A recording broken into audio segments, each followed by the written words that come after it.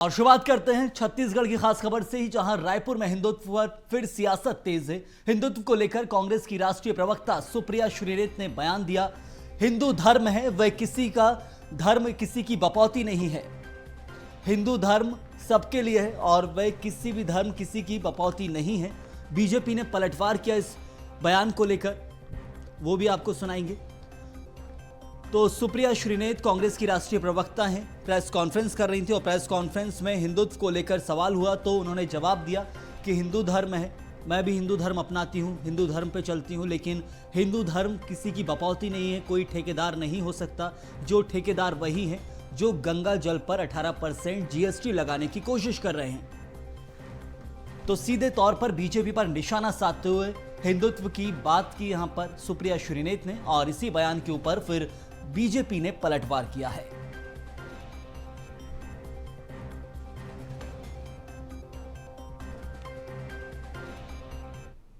कांग्रेस की राष्ट्रीय प्रवक्ता सुप्रिया श्रीनेत ने बीजेपी पर निशाना साधा। हिंदू धर्म है और धर्म किसी की बपौती नहीं है। हिंदू धर्म था और हिंदू धर्म रहेगा।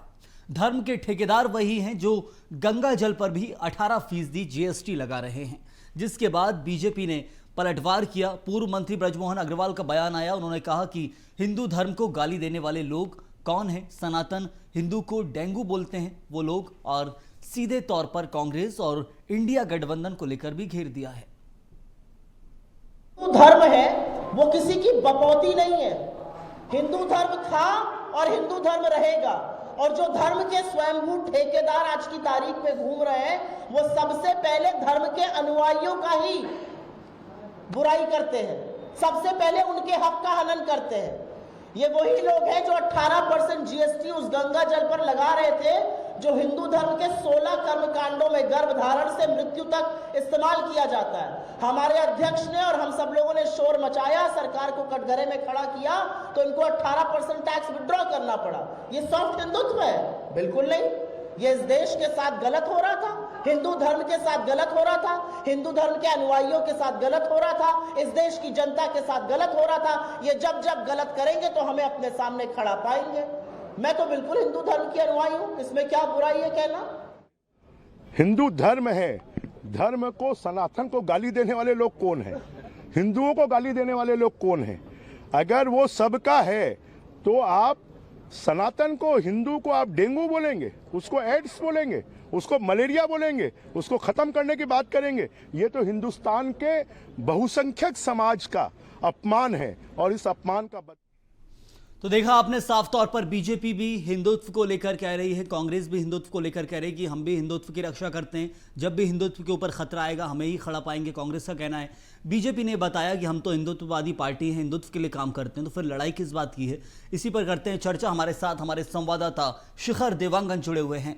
शिखर, सबसे पहला सवाल तो यही है कि कांग्रेस ने कह दिया कि हिंदुत्व को लेकर जो गंगा जल पर 18% जीएसटी लगाया, हमने आवाज उठाई थी, तब जाकर उसे वापस लिया। बीजेपी बार बार सनातन को लेकर सवाल उठाती कि सनातन का विरोध करने वालों के साथ कांग्रेस है। तो दोनों एक जो बयान निकलकर अभी करंट में सामने आए हैं वो हिंदुत्व की रक्षा के लिए, दोनों हिंदुत्व की रक्षा के लिए खड़े हैं। तो फिर लड़ाई किस बात की? शब्द की जरूरत ही क्या है जब दोनों का समर्थन है? तो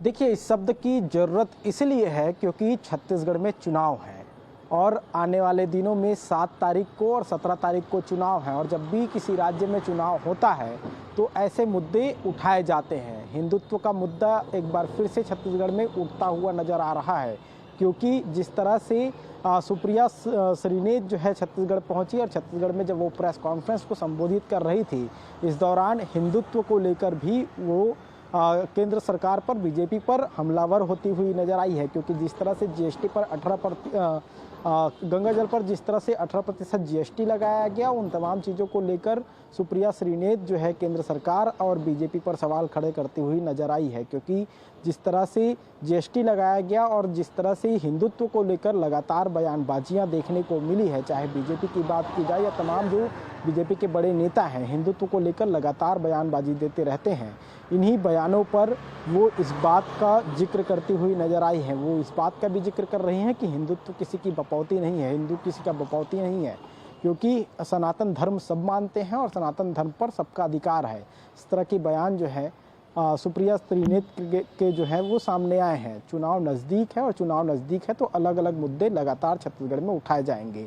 जिस तरह से हिंदुत्व को लेकर मुद्दा उठा है उसी तरह से और भी कई ऐसे मुद्दे हैं जिसे लेकर लगातार जो है बीजेपी सरकार पर सवाल उठाते रही है, चाहे धर्मांतरण का मुद्दा हो या केंद्रीय जो योजनाएं हैं उन योजनाओं को लेकर मुद्दा हो।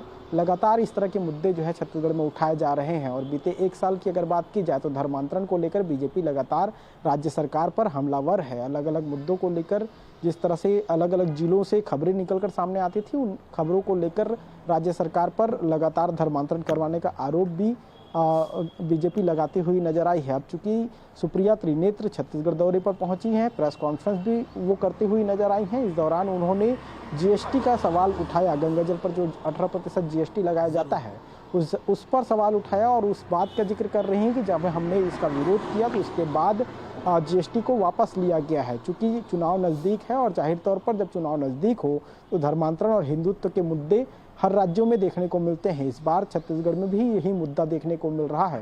धर्मांतरण और हिंदुत्व को लेकर लगातार सियासत हमने देखा है।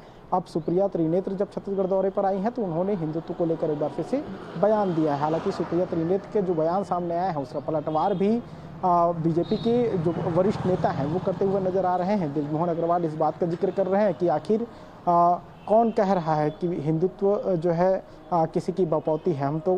हम इस बात का जिक्र कर रहे हैं कि हिंदुत्व सबका है, लेकिन सवाल इस बात का उठता है कि आखिर हिंदुत्व को गाली देने वाले, हिंदुओं को गाली देने वाले आखिर वो कौन लोग हैं।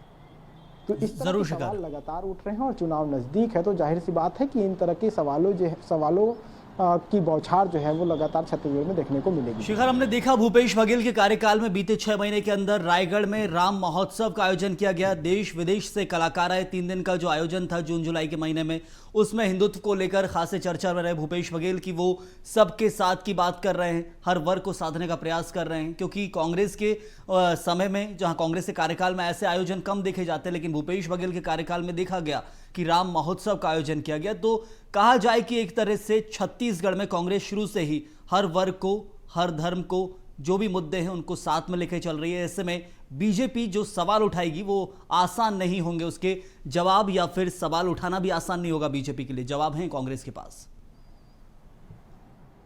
देखिए, जिस तरह से छत्तीसगढ़ में कांग्रेस की सरकार आई उसके बाद जो राम वन गमन परिपथ शुरू किया गया वो एक मील का पत्थर साबित हुआ। क्योंकि जिस तरह से भगवान राम जब वन गमन पर निकले थे तो उस दौरान जो है छत्तीसगढ़ में बहुत लंबा वक्त उन्होंने गुजारा है और जिन जिन जगहों पर उन्होंने वन गमन के दौरान गुजारे हैं उसे जो है व्यवस्थित रूप से सुसज्जित करने की और पर्यटन के दृष्टिकोण से विकसित करने का काम जो है छत्तीसगढ़ की कांग्रेस सरकार लगातार कर रही है। सरकार जब से बनी है तब से इस योजना की शुरुआत हुई थी और योजना की शुरुआत की अगर बात की जाए तो पूरे छत्तीसगढ़ से, चाहे उत्तर छत्तीसगढ़ से दक्षिण छत्तीसगढ़ की बात की जाए तो तमाम जगहों पे जहाँ जहाँ भगवान राम पहुँचे थे उन जगहों को विकसित करने का काम छत्तीसगढ़ में कांग्रेस की सरकार करती हुई नजर आई है। हालांकि इसे लेकर सियासत भी देखने को मिली, लगातार जो आरोप प्रत्यारोप के दौर हैं वो भी देखने को मिले, लेकिन इस बीच ये जरूर छत्तीसगढ़ में कहा जा सकता है कि राम का जो मुद्दा होता था,